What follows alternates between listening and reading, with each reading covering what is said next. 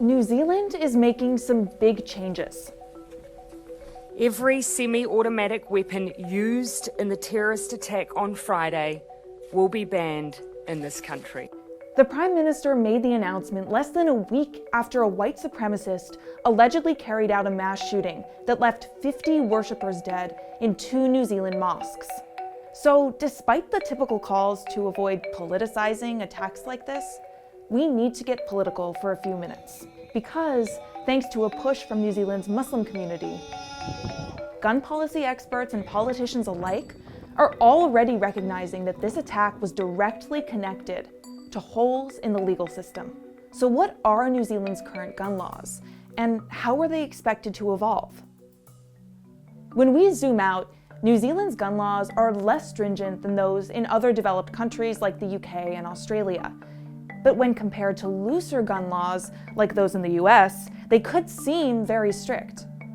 Gun owners in New Zealand are required to obtain a license to purchase a firearm, and that means passing a background check that looks at your criminal, medical, and mental health history.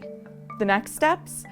Reference checks, a home inspection by authorities to approve your firearm storage system, a gun safety training course and written test. Once you're given the stamp of approval, provided you're over the age of 16 or 18 for military-style semi-automatic firearms, you can pretty much buy as many guns as you want. In the country of roughly 5 million people, there are an estimated 1.2 to 1.5 million guns held by civilians. But the number of licensed gun owners in the country is just under 250,000 people. So that means gun owners are likely to have more than one firearm. And gun owners are not required to register the majority of weapons, only certain restricted ones, like military-style semi-automatic weapons. So, of those estimated 1.5 million guns, only about 4% are actually registered. It's been called a licensing but no registration system. And that system made it easier for the 28-year-old Australian shooting suspect to enter 2 mosques in Christchurch with guns, including semi-automatic weapons, and open fire on Muslim worshippers during Friday prayers. You don't think something like this could happen in New Zealand? Well, in Christchurch of all places, we're such a small community, we're so kind and loving, so I just don't understand why someone would hurt us like this and in such a way. According to authorities, the alleged gunman legally purchased all 5 firearms used in the shootings, something he wouldn't have been able to legally do in Australia, and wasn't on any watch lists. The country reacted quickly. Prime Minister Jacinda Ardern delivered this message a few days after the shooting. What I can assure you is our gun laws will change. And indeed, less than a week after the shooting, she laid out specific legislative plans. A ban on all military-style, semi-automatic weapons, assault rifles, high-capacity ammunition magazines, as well as accessories that can modify guns into military-style weapons. This doesn't include smaller semi-automatic guns. Parliament has signaled support for the ban, which is expected to pass easily. Even the leader of the main opposition party threw his support behind it. Once the ban becomes law, the punishment for owning one of the banned weapons could reportedly amount to a fine of about $2,700 or up to 3 years in prison. If these changes seem to be happening exceptionally fast, it's because they are. That's thanks in large part to the country's unicameral parliament, which lends itself to this type of legislating. For a bill to pass, only a simple majority is needed. Prime Minister Ardern also announced a buyback program for the soon-to-be banned weapons currently in circulation. And while some gun owners pushed back against the government's push for legislative change, others got ahead of it.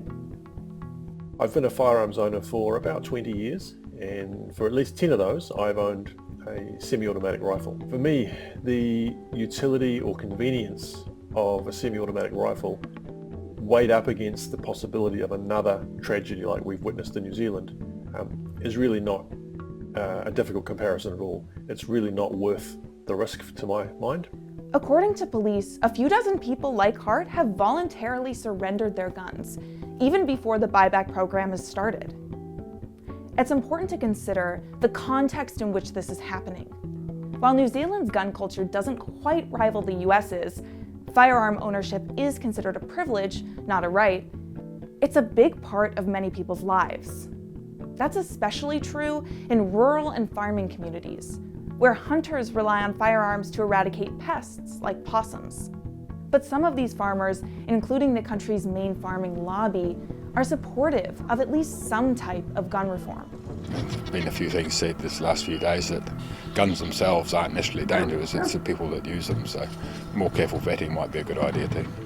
New Zealand has an influential gun lobby that has actively pushed back against legislation aiming to tighten gun restrictions, which is largely why the country's gun laws haven't been substantially revised in decades. In fact, the last time there was real reform was in 1992, when the country found itself in a very similar situation to today. 2 years earlier, a mass shooting in the township of Aramoana left 13 people dead. Subsequent reforms, including requiring firearms licenses to be renewed every 10 years and tightening up restrictions on mail-order guns. And still, none of the changes that have been made in the past dealt with one of the most glaring issues we have that sets New Zealand apart from many other nations: the availability of military-style semi-automatic weapons. Christchurch was the country's deadliest mass shooting since Aramoana, and the first one in more than 20 years. In fact, since 2007, annual gun homicides in the country have almost always remained in the single digits. For a country with such little gun violence, the Christchurch terror attack changed everything. But it remains to be seen just how far those changes will go. After seeing the way New Zealand has promised to reform its gun laws, do you think other countries are likely to make similar changes? And what would it take? Thanks for watching Now This World, and let me know what you'd like the next piece to be in the comments below.